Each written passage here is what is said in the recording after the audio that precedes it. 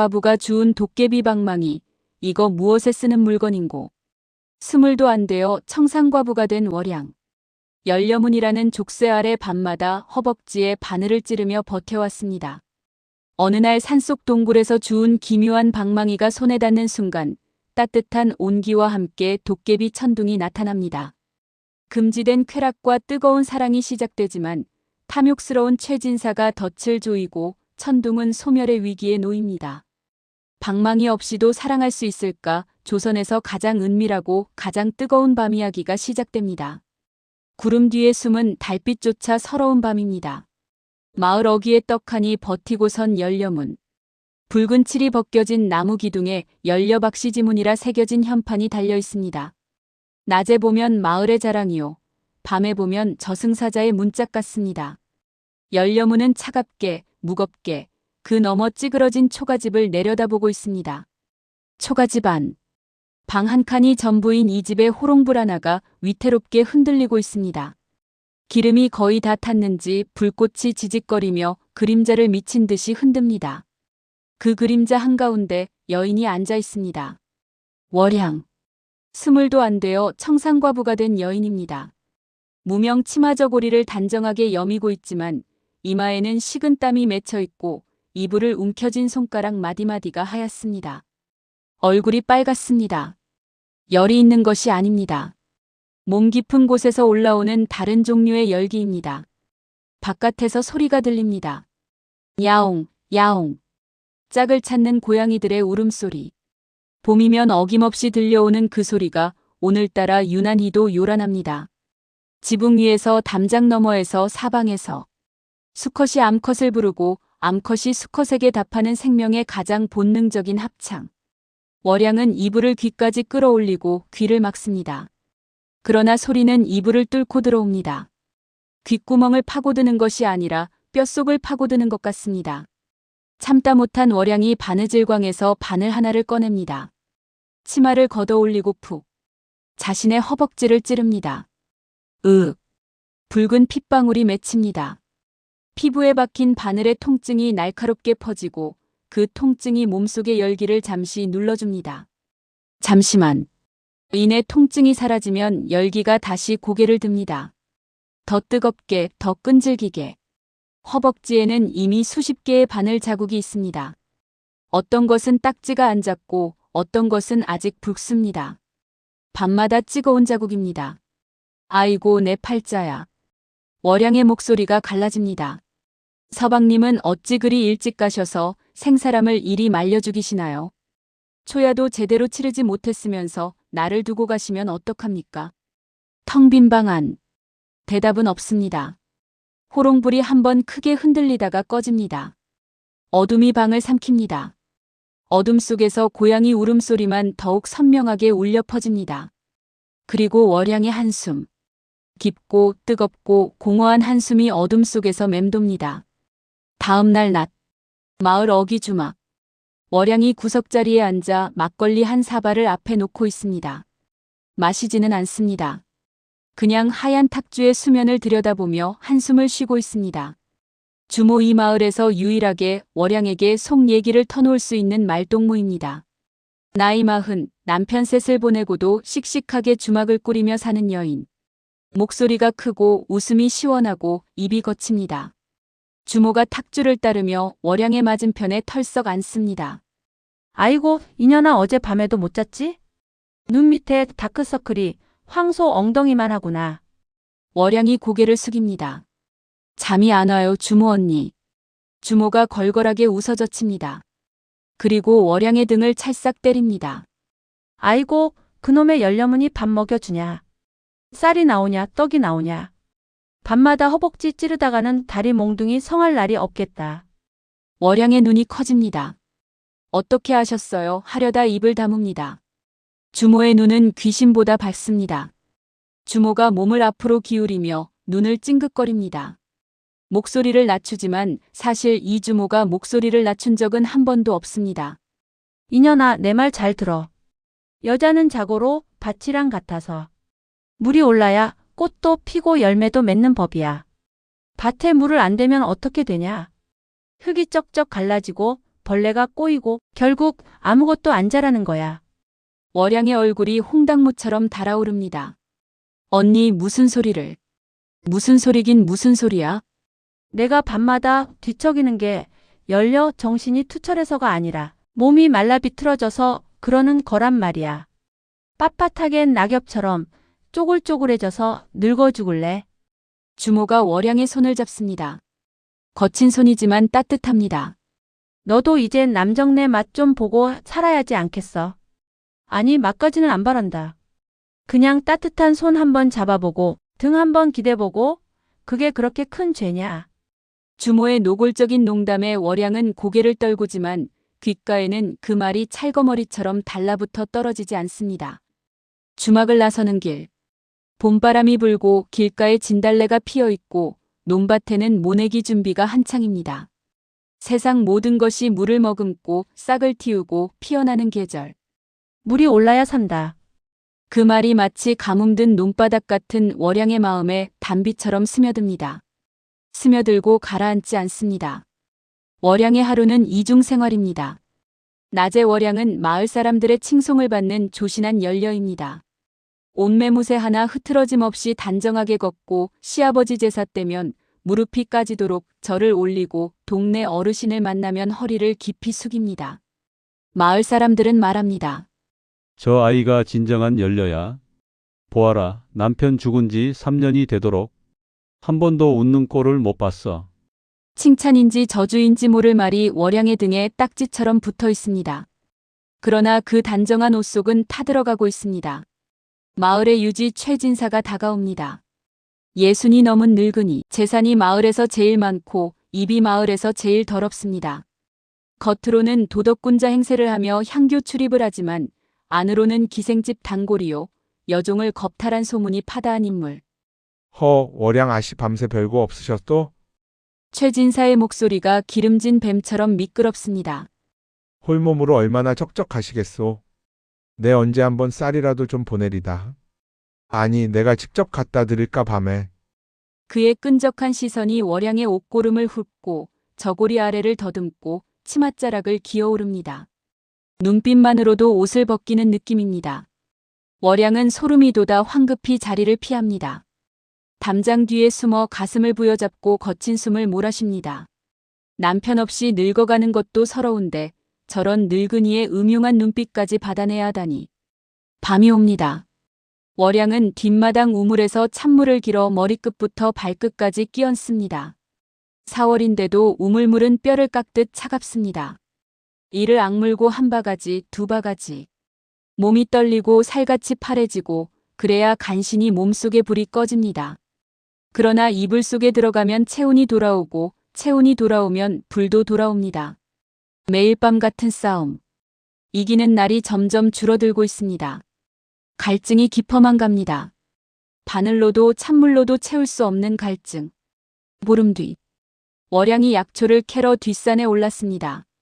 시어머니 약값이라도 벌어야 하니 산기슭에서 도라지와 더덕을 캐는 것이 유일한 벌이입니다. 산 중턱에 이르렀을 때 갑자기 마른 하늘에 날벼락이 칩니다. 꽈르르릉 하늘이 두 쪽으로 갈라지는 소리와 함께 소나기가 쏟아지기 시작합니다. 빗줄기가 채찍처럼 굵습니다. 순식간에 옷이 젖고 앞이 보이지 않습니다. 월양은 허겁지겁 근처 바위 틈을 찾아 들어갑니다. 사람 하나 겨우 들어갈 수 있는 작은 동굴. 안으로 들어가니 의외로 넓습니다. 비바람 소리가 동굴 입구에서 멈추고 안은 고요합니다.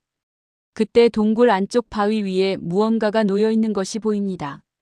나무 방망이 하나. 손잡이는 매끈하게 깎여 있고 머리 부분은 두툼하며 전체적으로 은은한 붉은 빛이 감돕니다. 크기나 굵기가 월양의 얼굴이 달아오릅니다. 건장한 사내의 그것을 닮았습니다. 아니, 닮은 정도가 아니라 빼닮았습니다.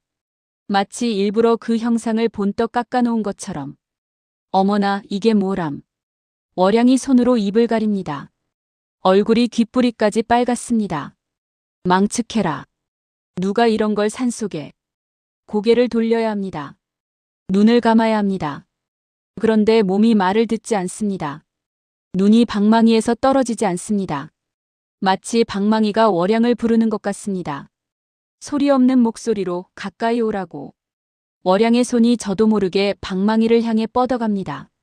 손가락 끝이 방망이의 표면에 닿는 순간 전류가 흐르듯 기묘한 진동이 손바닥을 타고 팔을 타고 가슴을 지나 온몸으로 퍼져나갑니다. 차가운 나무가 아닙니다. 따뜻합니다. 사람의 체온 같은, 아니 사람보다 조금 더 뜨거운 온기. 그리고 미세하게 꿈틀거립니다. 나무인데 꿈틀거립니다. 살아있는 생명체처럼. 월양의 심장이 미친 듯이 뜁니다. 놓아야 합니다. 놓아야 하는 것을 압니다. 그런데 손에서 힘이 빠지지 않습니다. 오히려 더 꽉 쥐게 됩니다.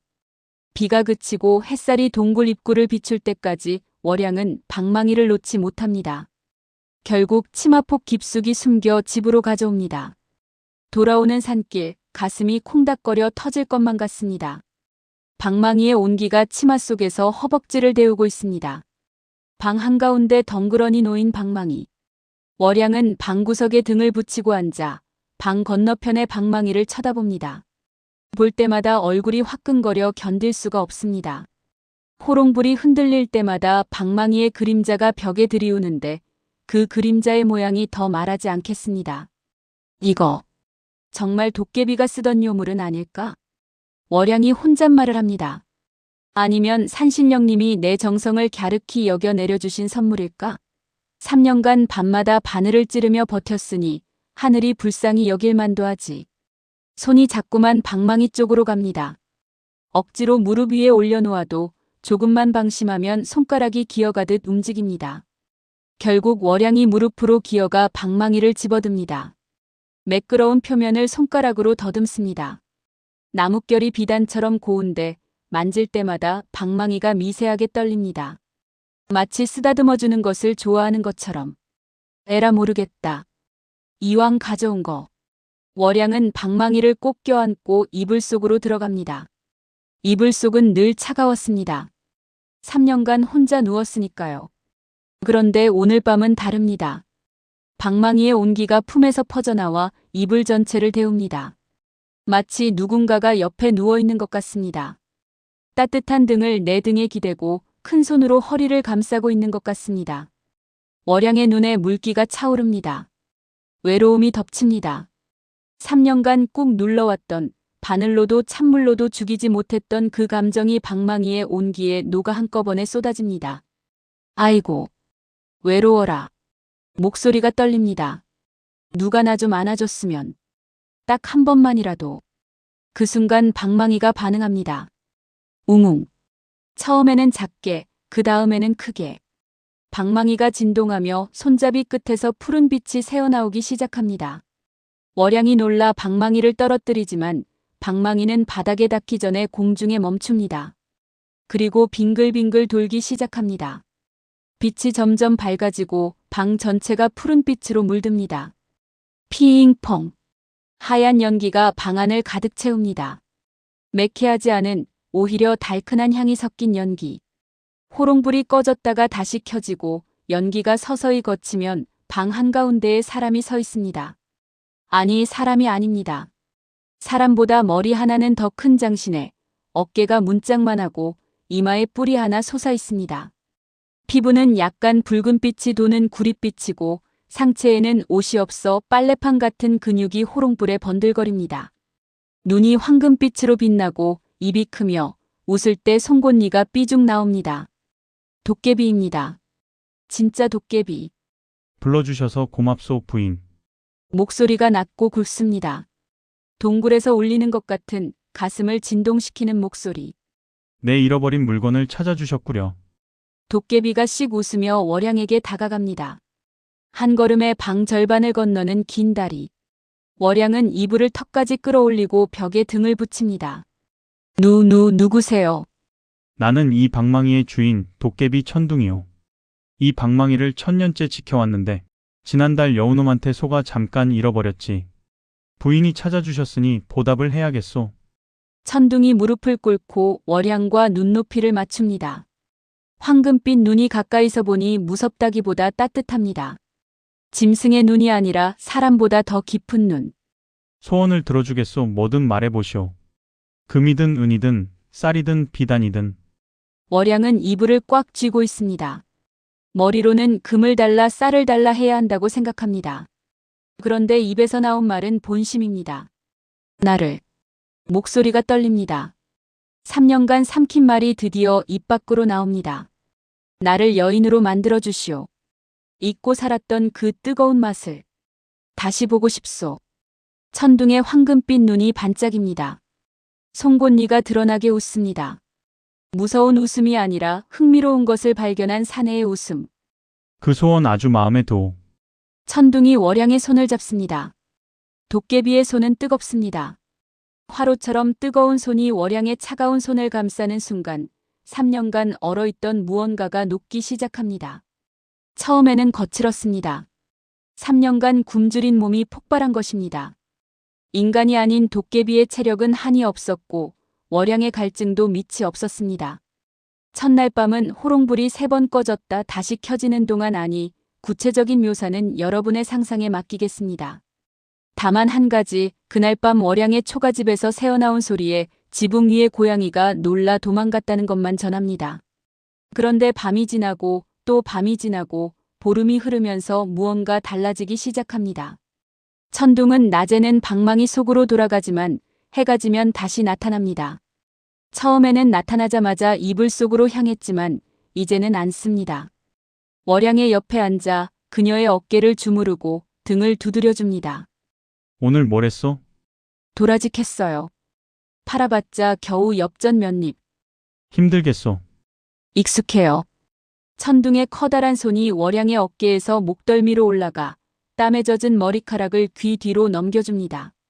그 손길이 뜨거운 밤보다 더 깊이 스며듭니다. 월양이 천둥의 가슴에 기대어 물었습니다. 당신은 1000년을 살았다며 외롭지 않았어요? 천둥이 한참 침묵합니다. 그리고 낮은 목소리로 답합니다. 도깨비는 원래 외로운 거요.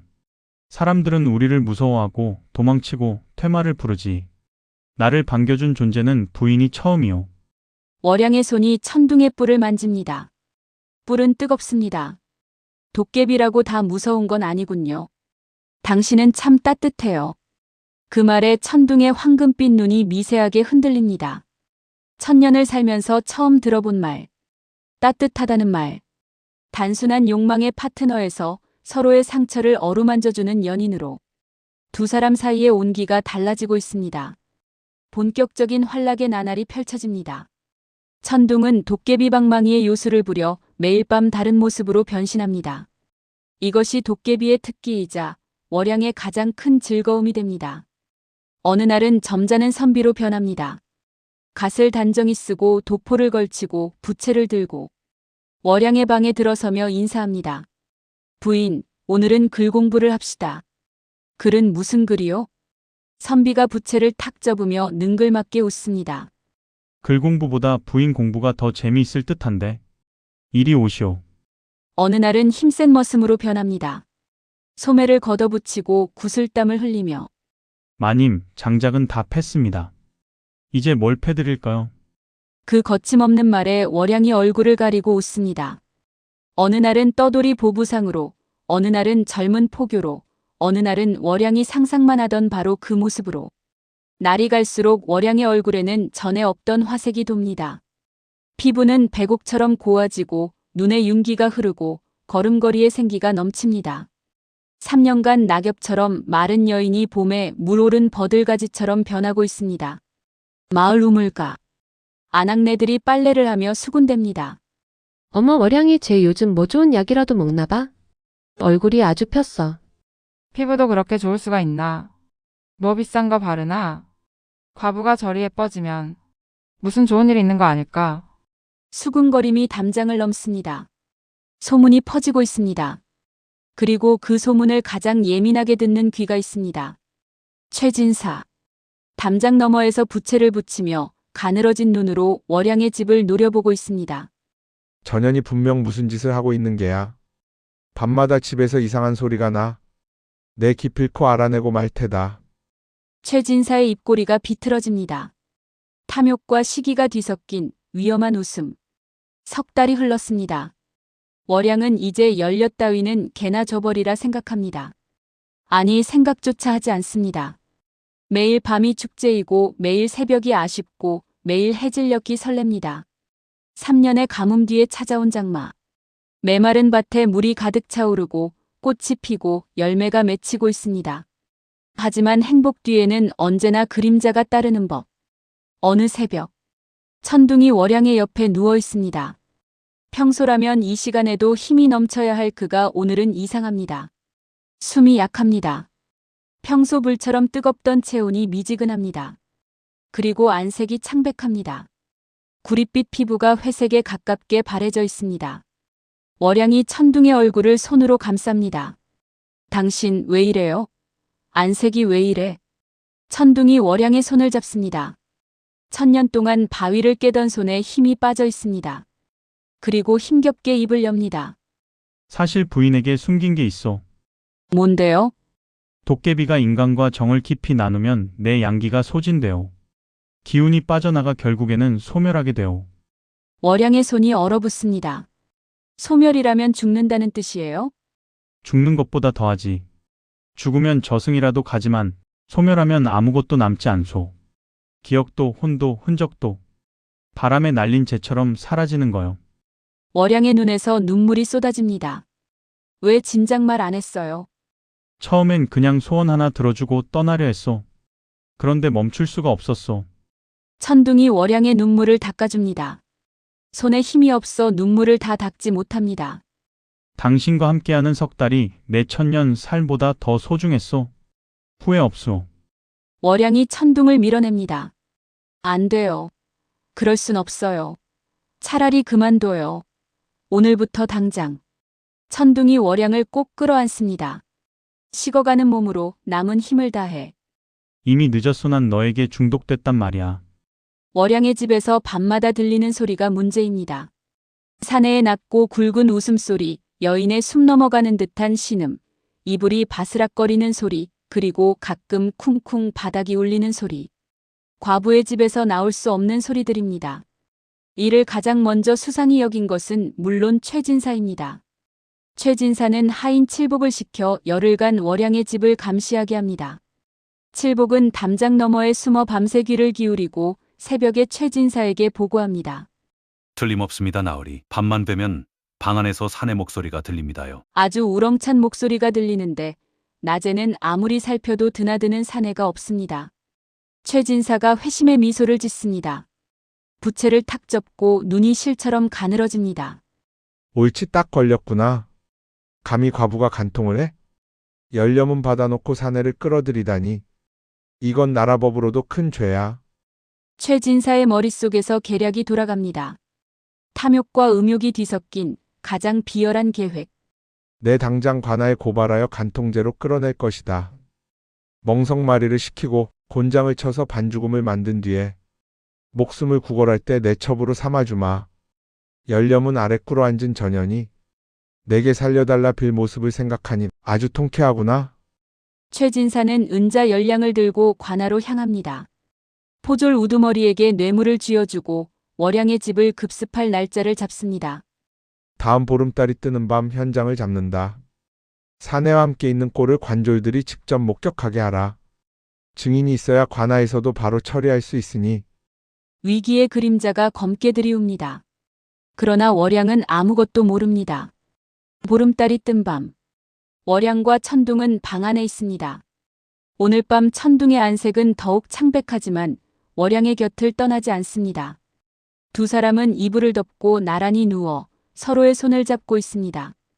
격렬한 밤이 아닙니다. 그저 손을 잡고 천장을 보며 이야기를 나누고 있습니다. 천둥아, 내일은 도라지 밭에 같이 가요. 낮에는 안 되는 거 알면서. 알아요. 그냥 해본 소리예요. 그때 쾅. 방문이 안쪽으로 부서지며 나무 조각이 사방으로 튑니다. 횃불의 붉은 빛이 방 안을 삼킵니다. 여봐라. 이 음탕한 년을 당장 끌어내라. 최진사의 쉰 목소리. 그 뒤로 관졸 넷이 횃불과 포승줄을 들고 밀고 들어옵니다. 그런데 방 안에는 월양 혼자 앉아 있습니다. 그리고 바닥에 덩그러니 놓인 나무 방망이 하나. 천둥은 관졸이 들이닥치는 순간 방망이 속으로 숨은 것입니다. 인간의 눈에는 보이지 않는 그러나 방망이 안에 갇힌 상태. 사내는 어디 숨겼느냐? 최진사가 방안을 뒤집어 엎습니다.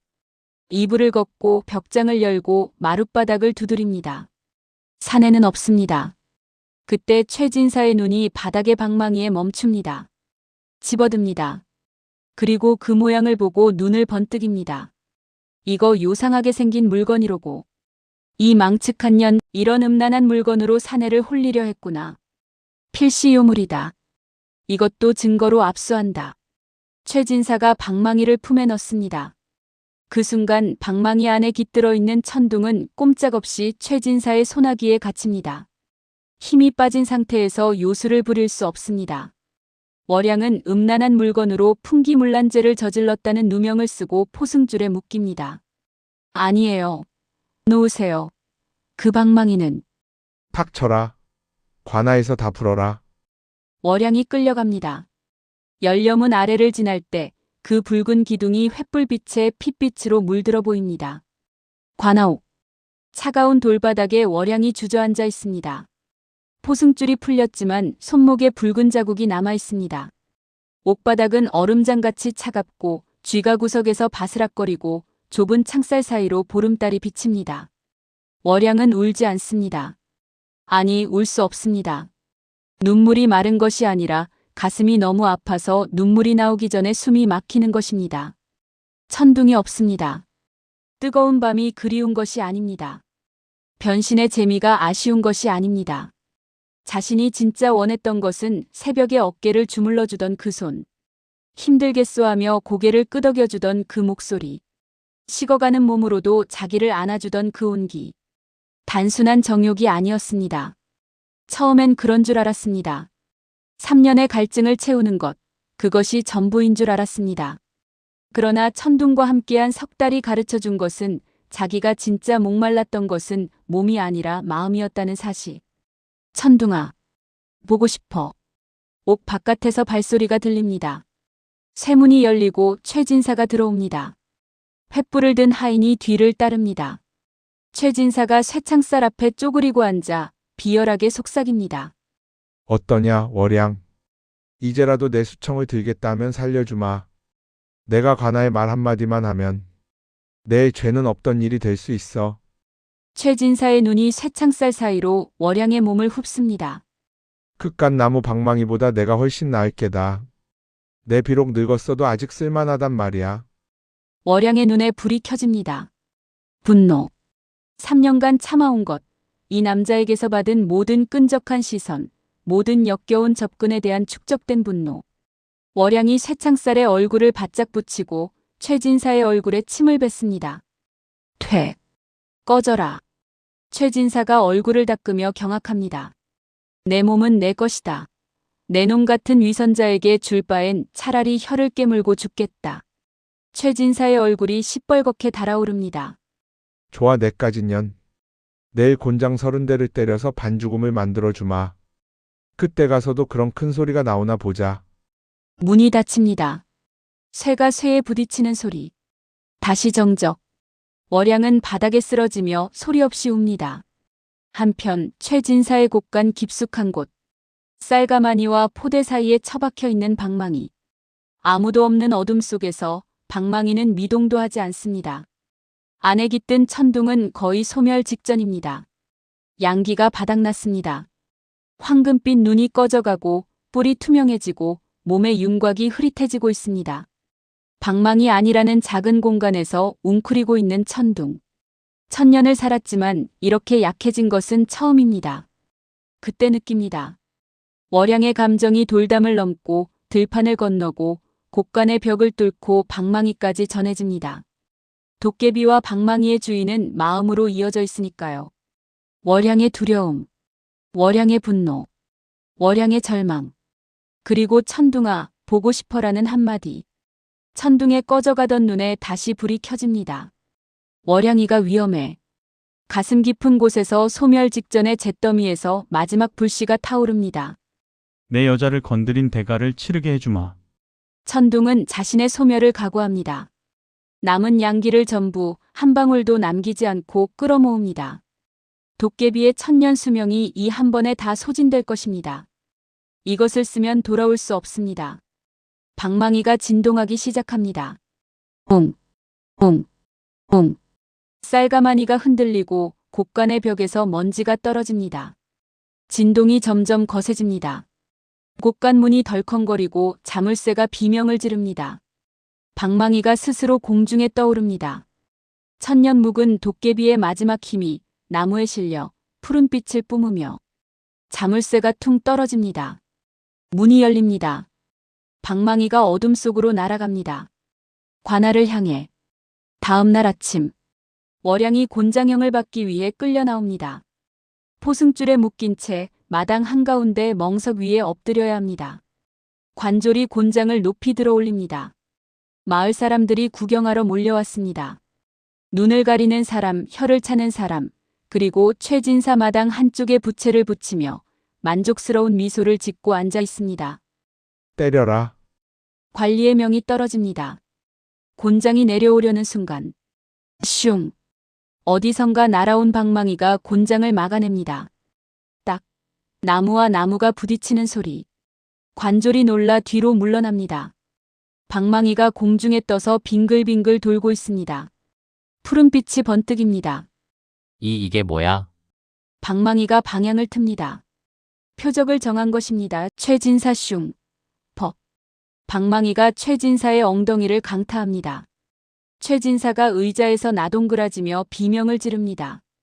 아이고, 이게 뭐야? 사람 살려. 방망이는 멈추지 않습니다. 최진사가 엉덩이를 잡고 도망치면 쫓아가고 숨으면 찾아내고 관졸 뒤에 숨으면 관졸까지 같이 때립니다. 퍽, 퍽, 퍽. 관졸들이 방망이를 잡으려 하지만 손에 잡히지 않습니다. 칼로 배려하면 칼을 피하고 그물을 던지면 그물을 뚫습니다. 마당이 순식간에 아수라장이 됩니다. 도깨비다. 도깨비가 나타났다. 사람들이 사방으로 흩어집니다. 그 혼란의 한가운데 하얀 연기가 피어오르고 천둥이 나타납니다. 그러나 이전의 천둥이 아닙니다. 뿔이 거의 투명하고 몸이 반쯤 사라져 있고 발이 땅에 닿지 않습니다. 마지막 힘을 다 쓴 도깨비의 모습. 그러나 그 팔은 충분히 강합니다. 월양을 안아 올리기에 늦어서 미안해. 월양이 천둥의 목을 껴안습니다. 천둥의 몸이 차갑습니다. 뜨거웠던 도깨비의 체온이 사람보다 차갑습니다. 가자. 천둥이 월양을 안고 담장을 넘습니다. 마지막 도약. 그 순간 천둥의 몸에서 푸른빛이 빠져나가고 뿔이 사라지고 키가 줄어들고 인간의 모습이 됩니다. 평범한 체구에 평범한 얼굴에 평범한 사내. 도깨비의 모든 능력이 소멸했습니다. 두 사람은 혼란을 틈타 마을을 빠져나갑니다. 방망이는 마당에 툭 떨어집니다. 더 이상 빛나지 않는 그냥 나무 방망이. 시간이 흐릅니다. 깊은 산속 인적 드문 골짜기에 작은 너와집 한 채가 들어서 있습니다. 지붕은 너와로 덮었고 마당에는 도라지꽃이 피어 있고 뒤편으로 맑은 시냇물이 흐릅니다. 평범한 사내의 모습이 된 천둥이 마당에서 장작을 패고 있습니다. 도깨비의 힘은 사라졌으니 도끼를 한번 내려칠 때마다 팔이 저립니다. 이마에 땀이 줄줄 흐릅니다. 여보 새참 드세요. 월양이 시원한 물 한 그릇을 들고 부엌에서 나옵니다. 배가 불러 있습니다. 만삭은 아니지만 저고리 아래로 둥근 배의 곡선이 보입니다. 더 이상 화려한 요술도 금나와라 뚝딱 방망이도 없습니다. 변신도 끝없는 정력도 도깨비불도 없습니다. 천둥은 장작 하나 패는데도 힘겨워하고 밭일을 하면 허리가 아프다며 끙끙거립니다. 그런데 두 사람의 얼굴에는 그 어느 때보다 환한 웃음꽃이 피어 있습니다. 천둥이 땀을 닦으며 물 한 그릇을 받아 마십니다. 그리고 월양의 배를 조심스럽게 쓰다듬습니다. 힘드네. 그래도 당신이랑 사니 좋소. 조초 천년보다 좋초. 해가 기울어 산 너머로 넘어가고 노을이 너와집 위를 물들입니다. 두 사람은 마루에 나란히 앉아 어깨를 기대고 노을을 바라봅니다. 밤이 옵니다. 호롱불이 켜지고 이불이 펴지고 이제 옆에는 나무 방망이가 아니라 살과 피가 있는 사람이 있습니다.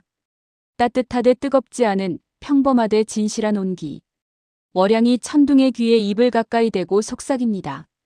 서방님, 오늘 밤엔 방망이 없이도 힘 좀 쓰시려나? 내가 잘 도와드릴게. 천둥의 얼굴이 빨개집니다. 도깨비였을 때는 온 세상 앞에서도 안 빨개지던 얼굴이 인간이 되니 아내의 귓속말 한마디에 홍당무가 됩니다. 그건 최선을 다하겠소. 두 사람의 웃음소리가 산골짜기에 메아리칩니다. 웃음이 시냇물 소리와 섞이고 풀벌레 소리와 어우러지고 밤하늘의 별빛 아래로 퍼져나갑니다. 너와 집의 호롱불이 이번에는 꺼지지 않습니다. 밤새도록 따뜻하게 타오릅니다. 열려문이라는 족쇄 아래 밤마다 바늘을 찌르던 여인이 있었습니다. 도깨비의 방망이가 그녀에게 준 것은 쾌락이 아니라 자기 몸과 마음의 주인이 되라는 용기였습니다.